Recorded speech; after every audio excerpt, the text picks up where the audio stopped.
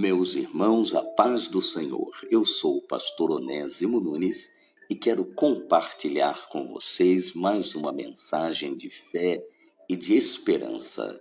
Faço uma leitura bíblica no livro do profeta Jeremias, capítulo 18, do versículo 1 ao versículo de número 11, versão NVI. Diz assim a palavra de Deus: Esta é a palavra que veio a Jeremias da parte do Senhor. Vá à casa do oleiro, e ali você ouvirá a minha mensagem. Então fui à casa do oleiro e o vi trabalhando com a roda. Mas o vaso de barro que ele estava formando estragou-se em suas mãos, e ele o refez, moldando outro vaso de acordo com a sua vontade. Então o Senhor dirigiu-me a palavra: Ó comunidade de Israel, será que não posso eu agir com vocês como fez o oleiro? Pergunta o Senhor. Como barro nas mãos do oleiro, assim são vocês nas minhas mãos, ó casa de Israel.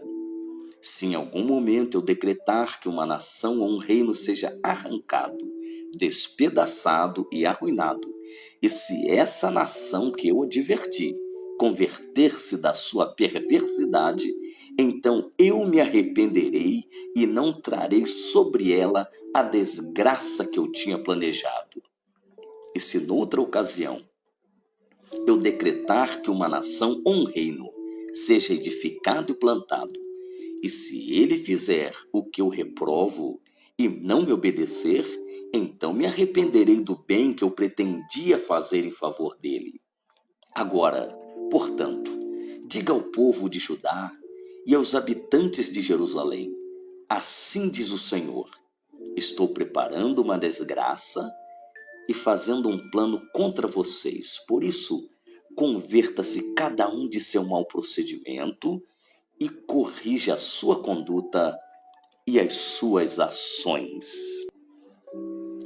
Meus irmãos, é interessante observarmos os recursos didáticos que Deus apresenta, que Deus usa para nos ensinar grandes verdades.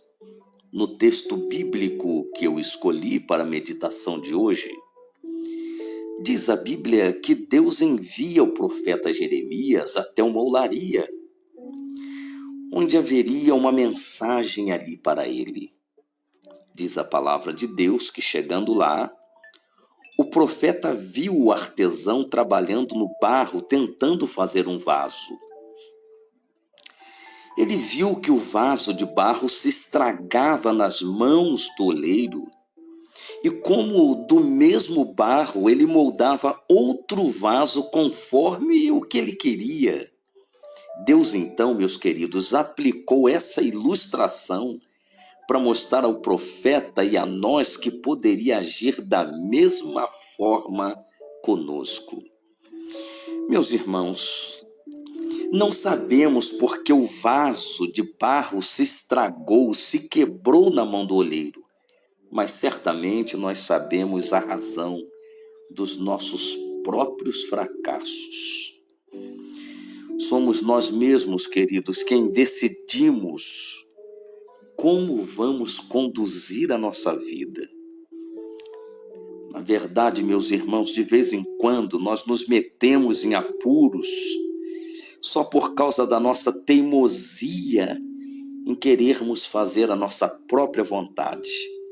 E o resultado a gente já sabe. É um projeto quebrado. É um projeto estragado como aquele vaso. Contudo, meus irmãos, não é isso que Deus deseja para nós. Deus deseja sempre o nosso bem-estar, conforme Ele deixou bem claro no final da leitura bíblica que eu fiz. No texto lido, a palavra do Senhor vai nos mostrar. Deus diz que pode decretar a falência de uma nação, de um povo, de um reino, devido à sua perversidade. Mas se aquela gente se converter da sua maldade, ele pode mudar então de atitude. Ele pode deixar de cumprir cumprir a sua sentença e não fazer o mal que ele faria. Meus queridos, Deus é soberano, soberano sobre as nações. Deus é soberano sobre a nossa vida, não como um déspota, não, de forma alguma, mas como um rei misericordioso, um rei benevolente, um rei bondoso e sensível.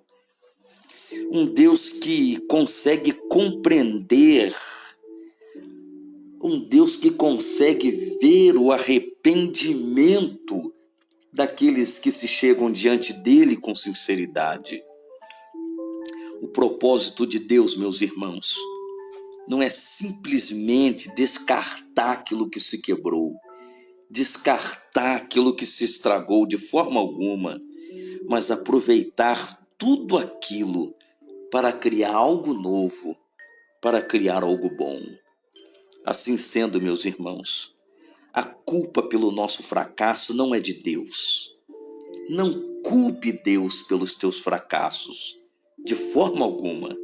O problema está na nossa teimosia, na nossa desobediência, na nossa perversidade. Portanto, é necessário permitirmos que Deus aplique sua bondade, a sua misericórdia, para remodelar a nossa vida, como o oleiro fez com aquele vaso, restaurando.